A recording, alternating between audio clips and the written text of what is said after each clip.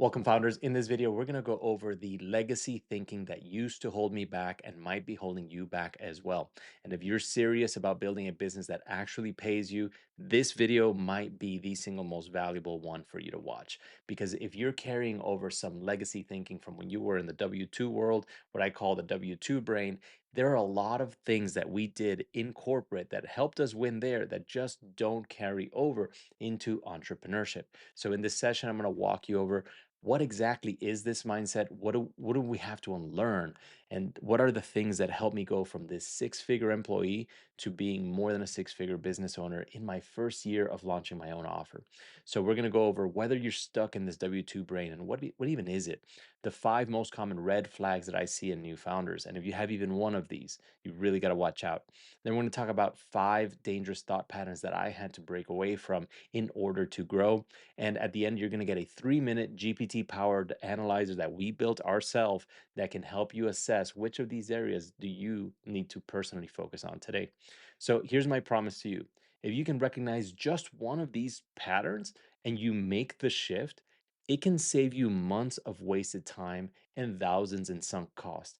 And I mean that with my whole heart because you can get all the perfect tooling and strategy and all the tips and all of this for building a business. But none of that matters because the right mindset will help you find the right tools and way, but the right tools will never help you get the right mindset. So we're going to make sure that we put this right at the start because this might be the number one thing that you need to work on personally.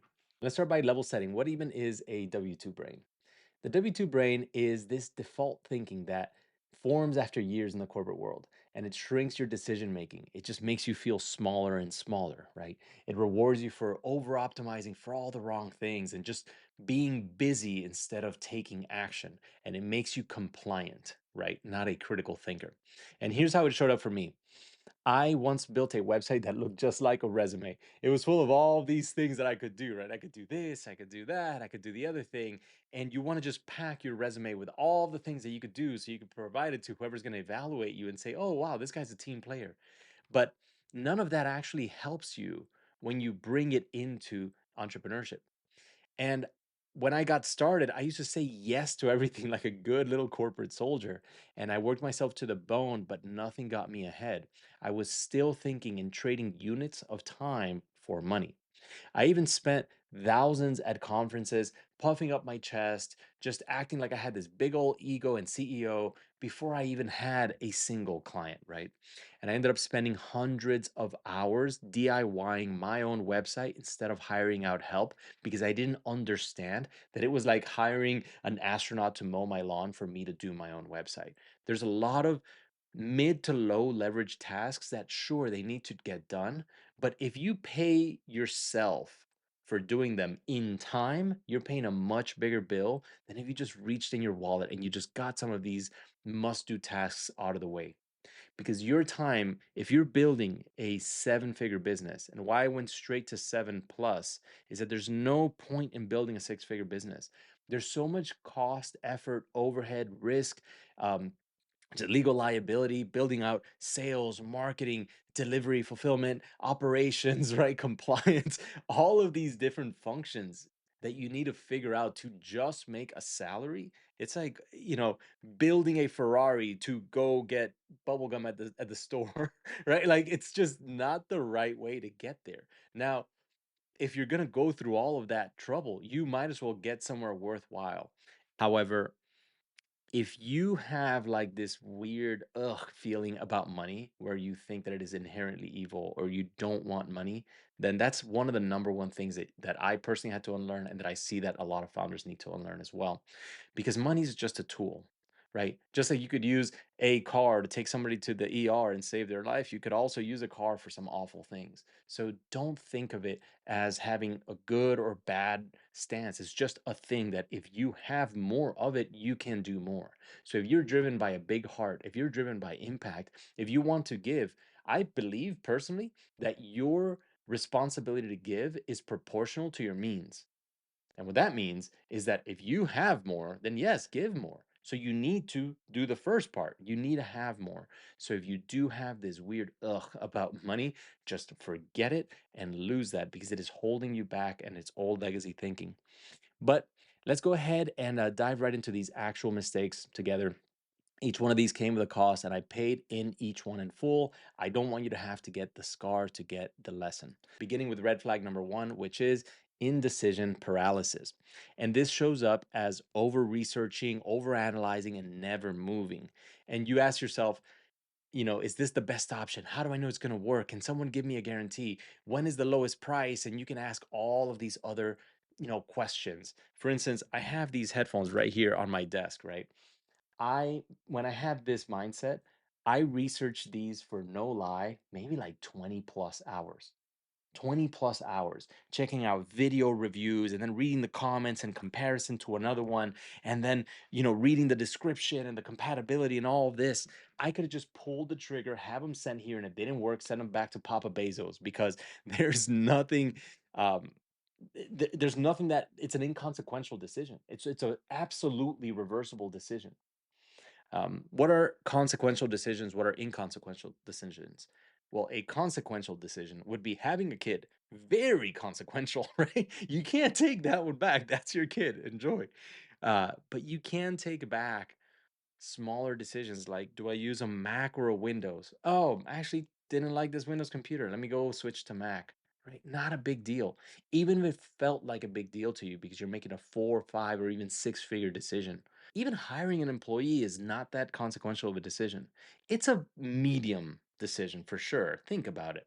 But at the same time, worst case scenario is you're like, okay, cool. You pay them throughout that month and you're like, hey, it didn't work. Thank you for trying. And maybe if you even wanted to pay them 2 months, 3 months, even 3 months salary isn't a big deal when it comes down to, in the grand scheme of things. Is it reversible? Absolutely.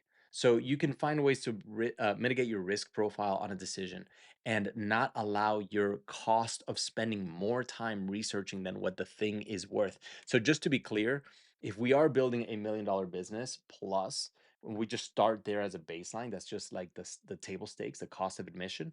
Then if you do the math on your time, that's north of $400 an hour, close to 500. Let's use 500 for easy math. So if your time is worth about 500 bucks, I researched this for about 20 hours. What is the math on that? 500 times 20, is that 10,000? I paid so much for these headphones when I could have just bought them for about half an hour of my time. I could have just clicked buy it, add it to cart, and then instead invested those 19 and 0.75 hours into building this business and then buying these several times over, right? Just one single client. Like, what are the odds that I could have turned 20 hours into one client? And one client to me is worth way more than these headphones. So, in the same way, don't let this indecision paralysis cost you more. And actually, I just mentioned Papa Bezos, Jeff Bezos, and in his letters to shareholder on April 17th, 2017, he had this one quote where he says most decisions should be made with 70% of the information. Waiting for 90% means that you're too slow. Speed beats perfection, and bad decisions can be fixed. But not decision is a guaranteed delay and a guaranteed cost, and you're paying with time, which you're never going to be able to get back. And I'll punctuate that by saying, as founders and as CEOs, your job is to decide how this business uses its resources. And its number one resource for most of the people watching this video is going to be your time. So, how you invest your time is the number one thing that is growing or not growing this business. It's not some tool. It's not some like lead gen funnel hack, whatever. It's not like that stuff, sure, can help, but it's this right here. And if you just invested like I used to, 20 hours on some silly decision, like with all due respect, some of you all before joining this program might have like slept on it, might have thought of it for days. And then I ask you all sometimes, why pay for this 2 to 3 to 4 times over in the cost of your time? And that's because you haven't yet accepted the value of your time, right? Every single day you wake up with 24 hours. And if each hour is worth 500 bucks, that's 24 times 500. That's a budget of $12,000 that you're spending every single day. And if you're like, hey, let me think about it, next time I can speak with you is going to be in a couple days, you just wasted $24,000 worth of your time. But you don't feel that because you haven't yet felt the difference between getting paid a salary and how you can turn time into value. So don't let indecision rob you as you're going forward. Make decisions, move forward, course correct. Don't be hasty either, but understand that it's a skill that you need to build up. And it's one that in corporate, they absolutely like rewarded making the right decision and they didn't punish taking forever to make these very costly decisions. How many times haven't you been in one of those meetings where there's like 10 or 15 department heads if you were at a big enough company? And if you do the math on all of those people's salaries, and you're like, would we have just paid 25 grand for this meeting? Probably not. Did we just create 20, 25 grand worth of value? Even if it was 25, what, just to break even? No, we need to be making 200, $500,000 worth of value to invest 20, 25 grand. That just doesn't make sense. So don't think like a W 2 drone. Red flag number two is the scarcity mindset. And scarcity makes you cling to dollars and undervalue your time. So that's like when you don't buy this $50 tool that could save you 10 hours a month. That's like valuing your time at just $5 an hour. And I see this every single day when founders nickel and dime themselves and they don't buy another software subscription just because it's one more expense. And yes, I understand. I've been there before. I know what it feels like to not see dollars hitting the account, but only see dollars leaving the account. I get it. And you want to cut costs and just like kind of hang on to it. But think about this, there's something called escape velocity in business, or as a pilot, there's your speed at which you can finally take off. It's called VR for short, your rotate velocity. And if you don't go fast enough, you don't generate enough lift to ever get airborne. You just stay right on the ground. And what would you have done with 10 hours? Do you think you could have spent those 10 hours creating more than $5 worth of value? We just established that you need to make at least $500 worth of value. So that's why we're undervaluing our time whenever we don't trade 50, 100, even a few $100 on a monthly basis. If it's saving us 10, 20, 30 hours, yes, yes, and if we can also demonstrate that it's getting us closer to clients. I know that you might not have it today, but if each one leverages up what you do per unit of time and increases the chance, like one app is like, all right, well, this app gets me leads and it makes it 20% more likely that at least one of these people buys. And then this app helps me contact leads. And now we're at 27% more likely. And then this app helps me write the copy. And now we're at 38, right? And you see how they start to stack, and you haven't yet broken through this threshold where you had a 100% chance of making clients because there's also your skill and how you invest your time. But at the same time, these same people I see doing some ridiculous things like going on crazy vacations or paying like $200 to $300 on things like haircuts because they have all of this lifestyle bloat that they carried with them, especially if you're former corporate, where you're thinking, well, this is just my standard. I just get my haircut at the nicest barber that charges $70 a visit. Or I go take my wife out on these extravagant dinners and they'll pay $200 to eat a steak, right? But they won't pay $200 to make it 20, 30% more likely that they'll get business. So you need to trade all of that lifestyle bloat for tools that help you to move forward at a faster rate that actually get you past that escape velocity. And once I shifted to an abundance mindset from a scarcity mindset, I started saying no to clients that were never going to help me build my business, just low quality, junky clients. I stopped chasing a bunch of custom statement of works or anything that was an hourly gig because I didn't just need cash. I was building a business and I was building the business that I wanted to build, not whatever somebody wanted me to do as a favor, as a one off, one time that I can't then repeat and scale easily unless they're going to need that favor all the time. And now I'm still just trading my time for money. See how that works? I'm building a system and a productized service, which is exactly what we'll teach you to do here. And a quick PSA, abundance doesn't mean burning your cash like crazy. I know that there are limited means when you're starting a business and everybody starts with different amount of cash runway being how much time and money you're working with. Like for instance, if your burn rate is $1,000 monthly, just for simple math, and you have $5,000 to your name, then you have, I mean, to the dollar, 5 months. That's how your cash runway works. And if you try to peanut butter it out where you're like, well, I'm not going to change my rate, I'm just going to burn at the minimum possible, then you're just never going to get airborne and you're going to have 5 months of pain. I would sooner take 2 of those months and invest them in the first month and just say, hey, well, the cost of these 2 months, which is 2000, let's just put those two in the first month so that we can increase the velocity that we move at. And for 2 months, maximize our chance of getting airborne and find out in 3 months if it's going to work or not. Instead of taking 5 months and paying in 5 months of time to even find out at the end that you weren't able to make it. So I know it's counterintuitive, but investing early is definitely a sign of abundance. Whereas just hanging on to every single penny and not spending it and then paying more in time is a scarcity mindset. And red flag number three is the self employment trap. And you escape the job just to build yourself a new one. That looks like you do everything, you wear every single hat, and you're taking these jobs where you're still trading time for money. So whenever you're putting time and materials on a statement of work and you're like, yes, for 50 hours of my time, pay me at a rate of blah, blah, blah, you're now just saying, this is me working part time in your business. That's all that is. You're taking part time contracts. And there's nothing wrong with that. Just side note, if what you're doing is solving for cash runway, so that you can ultimately build the business that you want to build.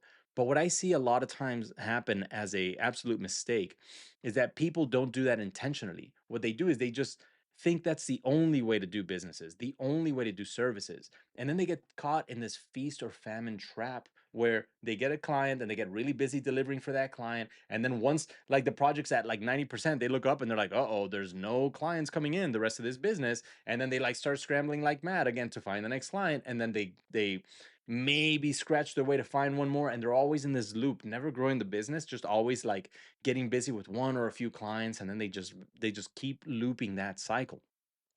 So the way out of the self employment trap is to productize your services, which means you provide people a transformation from point A to point B. You also get better and faster at delivering it. So think of surgery as an example. Do you want to pay your surgeon by the hour? They don't charge by the hour. You don't want them to take longer. And let's also talk about like whenever something is incentivized on time, you're incentivized to take longer, right? Kind of like when a taxi cab driver is taking you through like the streets that you don't know and you're like keeping an eye on him. You got Google Maps up just to make sure this guy doesn't take three left turns on you. It's because you know that they're incentivized by a longer trip means they get paid more. So then in the same way, why would you design the revenue model of your services in the same way?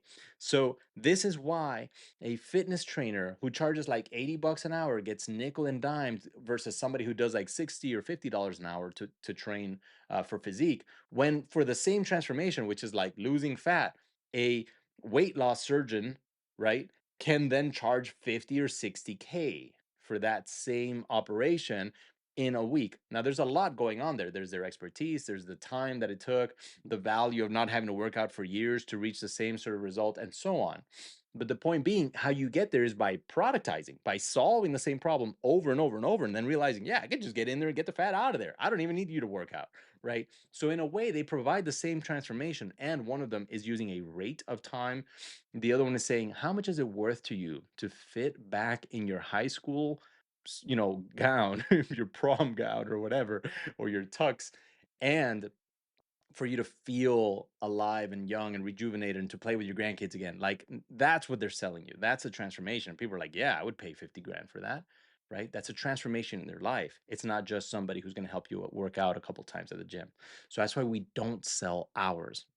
You want to think like a shareholder, not a technician. You want to fire yourself from all of the low leverage jobs, become the business owner of your business, and then hire people who can grow with you, who are incentivized and aligned to continue to help you grow your business. And we talk at a later point in time in the program about how we help you fire yourself out of jobs. Probably at this point, it's a little bit early, but just be aware that that is the design. You want to own this business. You don't want this business to own you. Pattern to avoid number one, starting on top of a packed life. I once thought that I could build a business in my spare time, but I was just packing this full truck for a road trip with no extra space. Now, you ever imagine like those trucks? Maybe you've seen memes, maybe we watch different memes, but like this truck that's just like overloaded past the top of the truck where it's almost like tipping over from how full it is. This is the kind of truck that people take to go on a road trip called entrepreneurship. And I don't know how else to say this like gentle gloves off, but Entrepreneurship is the single biggest personal improvement journey that anybody can go on. There's a higher skill cap in entrepreneurship than even in Olympic athletes. Let me explain. Olympic athletes live and breathe and sleep their sport, especially when they're gearing up to go into whatever they're going to compete in, right? Michael Phelps for the swimming, and back in when he was super popular and all that, I would imagine that his routine was like, I eat for swimming, I sleep for swimming, I rest for swimming, I train for swimming every single day, as much of the day as he was able to contribute towards getting better at swimming, all increases his chances at the outcome he was looking to produce. I can still, in my lifetime, even at my age, with this body, make a 1% improvement towards Michael Phelps' goal. It is highly, highly unlikely that I will do that towards Elon Musk's net worth, right?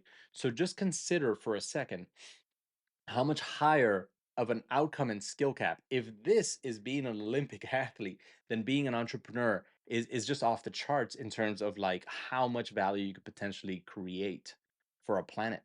You could you could make the planet interplanetary. Like that's the level of value and the level of contribution and the level of skill that you could develop.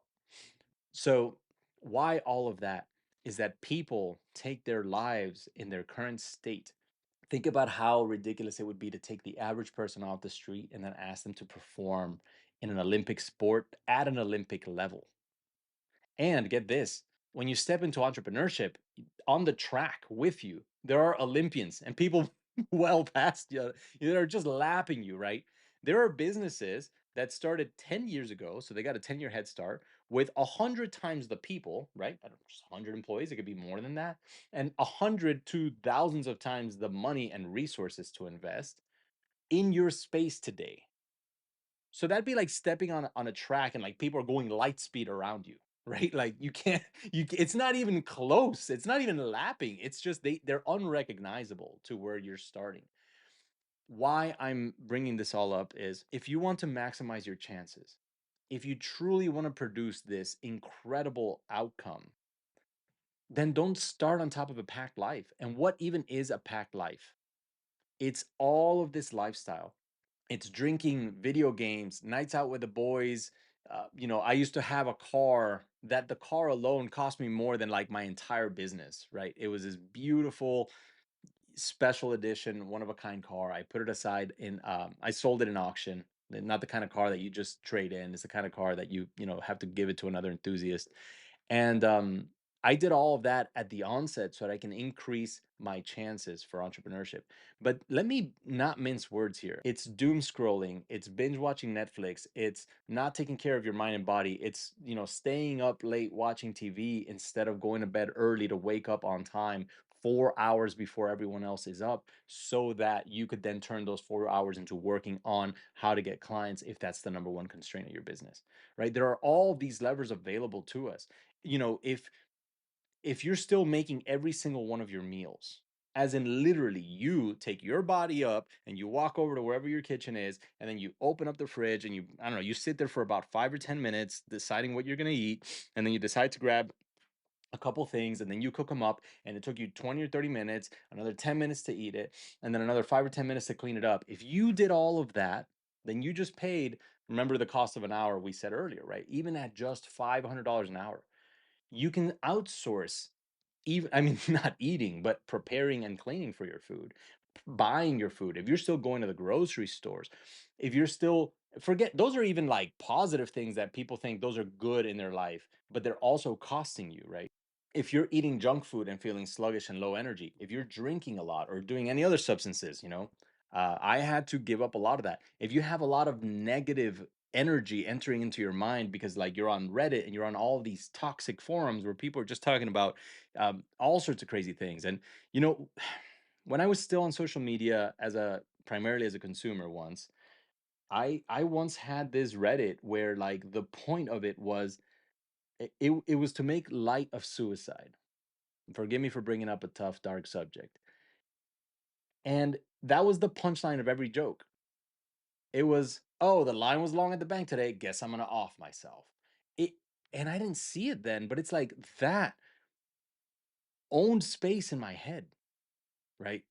And that's just one of many examples of the kind of toxic stuff. So you really got to go on a diet with what you feed your brain. Your brain can't distinguish what it's seeing on TV. It can't distinguish anything, even if it's a movie and you quote know it's a movie. You experience a lot of those visual images. You just experience them. That's what a movie is. It's like downloading someone's memory, a very highly produced memory. Why let that own space in your head, especially if it's negative, if it's toxic, if it's divisive, if it's designed to put people against each other and then pull on your like, oh, well, look at what the other guys are doing, heartstrings, politics, right? Like, unless you're going to go change the world from the inside of that system, or you're an anarchist and you're going to overthrow that system or something like that, it's just a very low leverage move to invest a lot of your energy in like just following and hating and then like seeing your neighbor and then just not loving your neighbor because they believe something a little different than you. So remove all of that. Cut out toxic people, energy vampires, watching sports, and going out when you don't have to, and take these things and turn them into treats, turn them into ways to celebrate milestones, turn them into ways to celebrate when you did a lot of work and then you accomplished something huge as a reward. But there are some things that just will never serve you. I've never met someone who's better because they drink and do drugs and stay up late and have toxic friends. Don't take obligations from people. So, as in invitations. If you don't want to go, just say no. Protect your time. Turn off your phone. My phone lives on do not disturb mode. Don't start on top of a packed life. Really audit how you use your time, what takes your time and energy, and re-engineer your life so that you're optimizing for what is most important and make some hard, harsh decisions. A lot of people, when they're staring this decision in the face, will say, well, my family is most important, or my faith, or my community, or this or that. And those things are super honorable and they sound great. When it comes down to it, if you are to provide for them and they depend on you, then you should ask yourself, would it make sense to put certain things prior to them, as in making it a priority? It's really tough to say something like, my family is the second priority, right? It doesn't mean that I wouldn't trade something like my business for a loved one, but it does mean, hey, I will first build my business so that I can provide this lifestyle and the access to doctors, education, and experiences, create memories that a certain business can provide that perhaps just having a job can't. And ultimately, that's holding myself responsible for them. It's not that I'm deprioritizing family so much as I am increasing my responsibility and taking on more. So really get clear. What are your priorities? What are we saying yes to? What are we saying no to? There's a lot of things that we don't even think about and we say yes to. These obligation text messages to come to so and so's party, come whatever nights out in the boys, come to Margarita Tuesdays, whatever it is, man. Say no to all that crap and create time, money, and energy so you can build something real. Pattern to avoid number two is taking advice from the wrong people. And I once asked this Microsoft VP for advice, and he was brilliant. His name was Scott. And he used to manage teams of teams for Microsoft, but he had never done anything remotely close to what I was trying to do. And now, before I ask anybody for advice, I ask, have they done what I'm trying to do? Have they helped people like me? And do they know how to teach people? I actually got that from Hormozy. But it gave me a lot of clarity because when I listened to Scott's advice, he was super well intentioned. He's actually very accomplished. He's got himself a nice home, a nice net worth, a lot of good reasons to trust someone like that.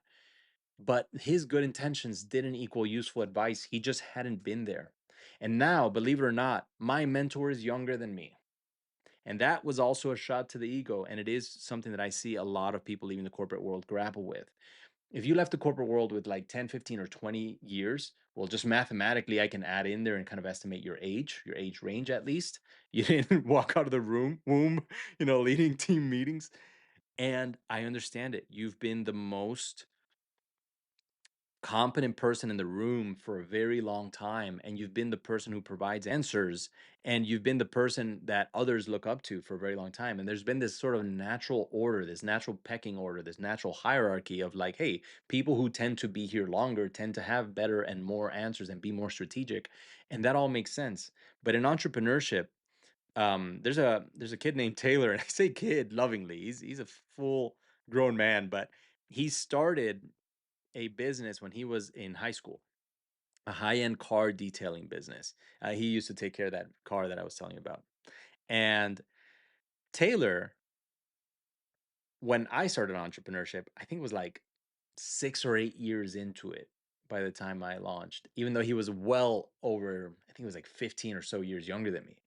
So he was my senior despite me being older than him. And this will happen often in entrepreneurship. In fact, think of somebody like Mr. Beast, whose net worth is like incalculable. It's that insane. It's that crazy. Plus, what is the value of like infinite brand, right? Like infinite eyeballs. Think about that. He's on another playing field. He's a Martian alien in entrepreneurship. Dude's, I think, like maybe late 20s, 30, something like that. Insane, insane. So really reconsider if you are having a hard time taking advice from someone. Ask yourself, well, are they closer to where I want to go? Because if they are, it doesn't matter their age, their race, their gender, none of that stuff matters. It just matters, are they able to get me there? So really take advice from the people that can get you there. Pattern to avoid number three is managing your expectations. And there's this formula, and I live by this even outside of entrepreneurship. I just find this to be like one of those universal truths. And that is that disappointment is when you take your expectations and then you subtract reality. So it actually should say reality minus expectations now that I think about it. If your expectations are higher than reality, then you end up with a negative satisfaction, which is disappointment. So if reality is better than your expectations, then you get satisfaction.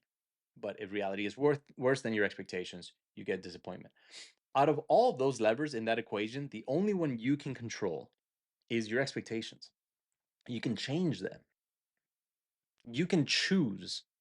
Yesterday, I was in a bad mood because I worked a long time. I kind of was a little cranky because I was like staring at the screen for a long time, and just some project that I was trying to push forward on reached the stub, and I couldn't push it forward. And then I got some news that was a little tough to hear, and it put me in a bad mood. And I realized I was out and about, and I was done for the day. I was going to go get some dinner with Meg, and I was just in a bad mood. And I looked at her, and I was just like, I'm just gonna decide right now to be in a good mood. And I was like, and then I'm gonna decide that we're gonna go get a soda to drink after this, and then after that, we're gonna go check out just this one thing I like to check out, something fun, and that's it. I just decided. I just decided to not be in a bad mood, and that's the thing. Like you can change, you can decide, and you can decide how much you expect out of the universe or life. And I realized that I was disappointed because I was expecting everything to go my way. But then when I zoom out and I look at my life with this like third party alien objective observer frame, I realize it would be silly to expect everything to go the right way. And I obviously already have the expectations that this is hard. And I am proud of myself for doing hard things. And if this was easy, then absolutely every 19-year-old would drive a Lamborghini Aventador SVJ in their favorite color, right? So the point being, like, we know it's hard. We know by design it's not easy. We know that things aren't just going to go your way. And I just did a lot of hard work, and I'm proud of when I do a lot of hard work. So I actually just looked at it through that frame, and I was just like, today was a great day. And I just decided that. And this was one of the things that made it a great day, was truly realizing that there are so many people unwilling to put the level of work and effort that is required. There's so many people unwilling to wake up at 4 or 5 in the morning, to work out at that time, to work out for like months consecutively, working out at least 6 times a week, to count their macros and their diets, to cut out alcohol, to stop binge watching TV, to work on the weekend. It's Saturday at 3:01 p.m. right now. Um, There's so many people unwilling to do just what it takes to challenge conventions, and they expect life to hand them an insane outcome without putting an insane input. It's insane to expect to be a millionaire. Earlier on, most of you, if you were watching this video at that point in time, you probably nodded along. You're like, yeah, this guy's making a lot of sense. We should be wanting at least $1 million.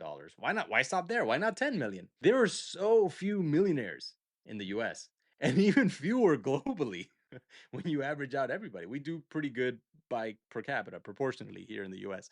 So it's insane. It's insane to expect that. So if you expect that, act accordingly.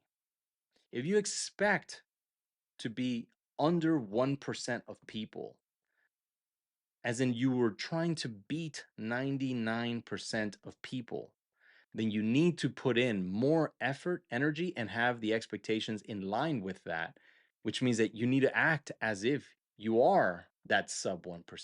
How does that sub 1% behave? Audit your calendar, audit how you use your time. And speaking of expectations, one of the things that really claims people is just how long it takes for, within quotes, things to work. I can't even tell you how many times I see this every single day. Somebody's like, "Hey, this didn't work." Honestly, sometimes it's you all. And I hope this doesn't come across as a vent, but I'm just gonna speak from the heart. I'll get this email saying, "Diego, this isn't working for me. I want to reconsider." And I'm like, "Cool. Let's have a look at it. What have you done?" And it's never, I am doing everything to the T and trying my hardest and not getting results. It's always, I expected this to work with less effort, and I'm putting in this lower end effort that is sub, in that 99%. I'm putting in that mass kind of like W2 corporate level energy. I worked on this for 2 hours. I'm not rich yet. Even 2,000 hours isn't a lot of time. Not in this world. Not when people are already Olympic athletes lapping you at the speed of light. It's nothing. It's nothing. You investing 20,000 hours when you do the math with a company that has just $1 million and a team of 100 in the bank, right? Is nothing. It's nothing to them. So you really have to change your expectations and expect it to take 100 times more what you currently think it's going to take. Assume that you're bottom 1% right now and that you need to 100x. And here's the thing, it doesn't take 100x what the effort you're putting in. It takes maybe 50 or 60x, maybe 30 or 40. And you'll be like, awesome. I had my expectation. I was ready to work 100. And when I say 100, I mean like it's not 10 emails, it's 1,000 that you need to send. It's not, you know, 100 leads. It's tens of thousands of leads that you need to figure out how to get for your business. It's not even 100 sales calls. We recently crossed 1,000 sales calls. I have personally taken over, and if you count my career, well over thousands. But just in the last couple of years, we broke 1,000 sales calls. Insane, right? Uh, I'm super proud of that, by the way. Like even more proud than like bottom line and like actual outcomes. Like I'm just so proud of the input that we were willing to put in, and the work that it takes to produce and create a system that generates 1,000 sales calls takes more than 1,000 hours. And I don't know how else to break it to you. And here's what claims a lot of people, that the human brain does pretty good at pattern recognition and expecting things to be linear, but it does not naturally think in curves or exponents or in ramps, right? So for instance, look up every single one of your favorite entrepreneurs, and none of them got rich and then stayed rich. They all went through this long, hard, arduous journey of near zero, and then it went nearly straight up, right? Howard Schultz was like begging people to finally give him, I think it was like 100K in funding after like 2 decades of selling coffee out of his car. Hormozy slept in gym floors for years before he made it to like 100K after like 8 years or something like that. Who else do we have? We got Phil Knight, the guy from Nike, who had to like ask and beg people to pay for his employees because he couldn't make payroll. Someone else had to pay for him. Uh, you know, Bezos, all these guys, they took so long to build. They didn't just start. It's not that you send one email and then you're like one email equivalent richer, right? It's not this nice linear sort of result. It's kind of like an ice cube. If you were to thaw an ice cube, if it's negative 500 degrees Celsius and you heated it up by 250 degrees Celsius, it's still insanely frozen. It's still just a block of ice. If you did another 100 degrees Celsius, right? Still just a block of ice. Another 150, and now it's just barely starting to sweat. And then, but here's where it gets really fun. Once you cross past that, the next 100, 200 degrees Celsius, I promise you, melts that block of ice faster than anything. So the point being, if whatever you wanted was inside that block of ice, it is inside of that block of ice, and your energy creates, the force that warms it up and thaws it, then it accelerates, but it's a lot of nothing for a long time. And according to James Clear from the book Atomic Habits, that is called the plateau of latent potential, or the valley of disappointment. And it claims entrepreneurs every single day. And I see them take their expectation and their lack of skills into different opportunity vehicles. That's just a fancy way of saying they just keep pulling the slot machine thinking that it's going to just pay out. But it's not a slot machine. It's something that it's like we're building a tunnel without knowing which direction is out, at least not at first. And the best way to know if we're tunneling up or out is to just start tunneling and get some forward momentum, and to get married to the idea that this is our business and we're going to move forward until we make it work. And why I use the word married, I got married not long ago to Meg, and when we got married, they put me up on stage. Really nice. We had a garden wedding, and they put a microphone in my face, and they were like, "Hey, make her nice promises and say yes to her." But I wasn't saying yes to Meg. What marriage is, in my opinion, what they really should do as a ceremony would be wild, is get them to turn around, look at the audience, look at all of the available ladies out in the world, all however many billion of them there are, and say no to every one of them. That's marriage. So in the same way, say yes to your business, but no to every other business. Let's keep on. Pattern number 4 is external locus of control. This is when you blame everything else around you, like the economy, the season, politics, your teammates. You give your power to all of these things by blaming them. And as a pilot, I am 100%. The term's called pilot in command. It has a technical definition, but it's basically the person who's manipulating the controls and is responsible for the plane. And you are that person in your life. It's not just happening to you. I can choose as a pilot to study the weather, and I can choose to have a very high level, high skilled interpretation of the weather, and then I can choose to make decisions based off of the weather patterns. See how that works? Of course, I don't control whether or not there's going to be, they're called cumulonimbus clouds, CB clouds, but they're the big scary ones that you really should avoid. And that's why they call those out in weather reports. I can choose whether or not I put my plane in there, and I can also choose to check the weather report, and I can choose to know how to interpret that report.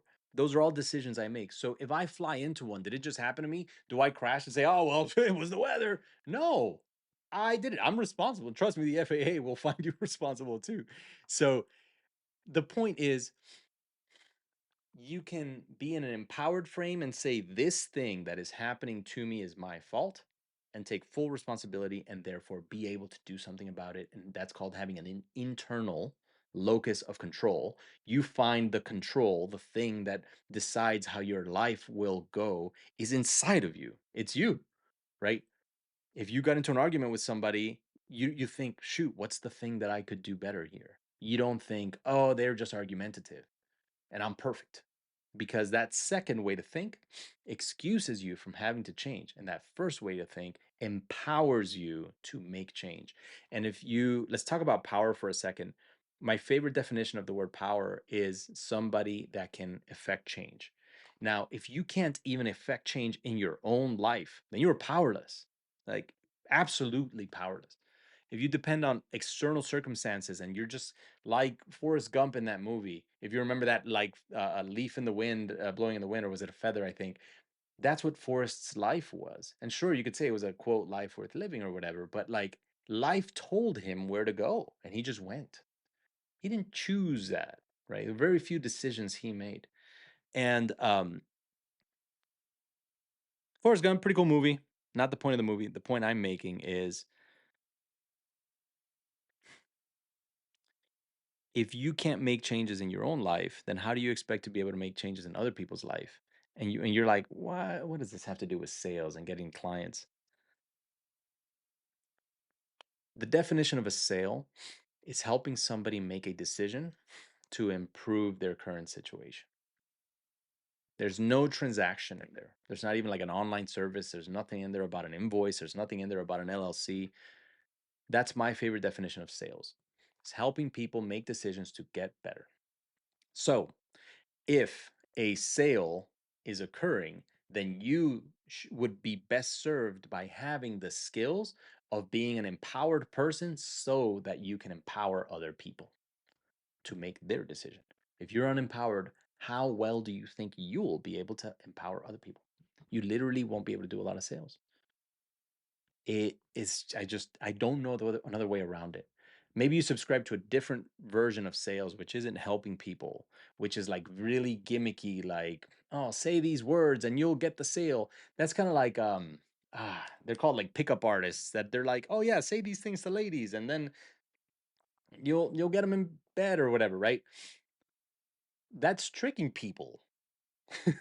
No, do the hard work and then work through changing things in yourself and realize that you have absolute control of what you can control, which is you. You can control yourself, how you think, how you act, what you do. You can control what you do in relation to another thing. You might not always be able to control the other thing. Very unlikely that you could control things outside yourself, but you need to be able to control yourself. And then this scope of influence grows around you because once you can control what you do and you build yourself up to be awesome, people notice and they're like, you know what? This dude's making a lot of sense. And he takes care of himself. And he's the one that's swimming against the grain. And he's doing all these things that are just very desirable and admirable. And that usually takes a lot of hard work. So do that hard work, learn how to change yourself, and then that will support you in a way that you'd never even believe when it comes down to helping people to make a decision. Because when it's coming down to the close, here's what people are going to do. They likely don't have an internal locus of control like you will or do. And then they're going to blame all of these external circumstances. Oh, I don't think we have the budget. It's just not good timing right now. And my team always has all these other requirements and IT policies aren't going to let me put that app in my, and then, whatever, right? They're just going to start giving you all of these other things. And you need to be able to help them bring all of those decisions and empower them to make a decision in spite of their natural defense mechanism being to give away their power to other things. So that's why it's so important. And it's a long way to say practicing extreme accountability, extreme ownership. It's one of the values with which we hire in our business. I actually have Jocko's book right here, Extreme Ownership. It's right behind me. Read it. It's a good read or a good audiobook. But it's that brand of I'm responsible for everything, and therefore I can do something about everything. Pattern number 5 to avoid is iterating in a vacuum. I once created 100 hours worth of content before I even asked the market if anybody wanted it. And I was just honestly allowing perfection to paralyze me and doodling in a lab in a vacuum. And everything changed once I got on calls and I asked for feedback and I started making people offers because that's when I started getting real market data. And that taught me how much time I was just wasting.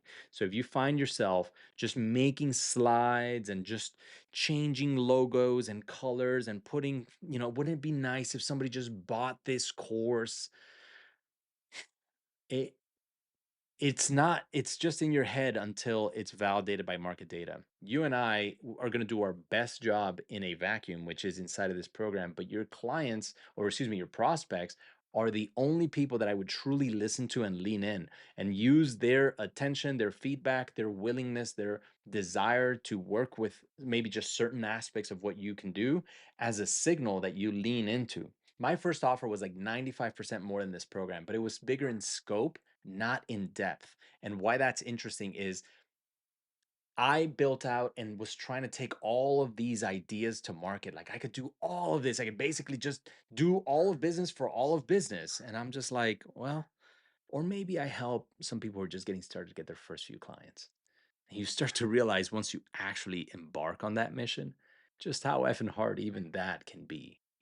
So don't iterate in a vacuum. I can show you the graveyard of thousands of Google slides. I haven't deleted them just so that I can let them serve me as a reminder. It's a scar of how much time I've wasted. And remember the cost of time from far earlier. It's tens to hundreds of thousands of dollars worth of my own time that I invested as CEO of a business. I would not have hired a guy who would have hired me to just go doodle in a vacuum while there were no clients coming in the door. I would have fired him immediately. So fire yourself from these projects that feel good because you're not out doing the hard things, which are just confronting the market and getting said no to a few times. And I think that that's really what a lot of people fear is that they don't want that rejection. They don't want that fear of like finding out that their baby's ugly. And it is. And that's okay. Mine still is in a way. And I want to make it a little less ugly every single day. I'm married to that idea. The only way to do that is with you guys' feedback. And you guys get to tell me what you like, what you don't like, and then I keep leaning into that. That's all. So your next step is thank you for sticking through. I know this video was a little long, but I hope it was valuable. I was just speaking from the heart. Go ahead and click the link down for the W2 Brain Analyzer. It takes just 3 more minutes, so it'll round out to about an hour. But with that GPT Analyzer link, it's going to help you to spot the patterns that I wish that I saw sooner so that you can break them faster. And I'll see you in the next one.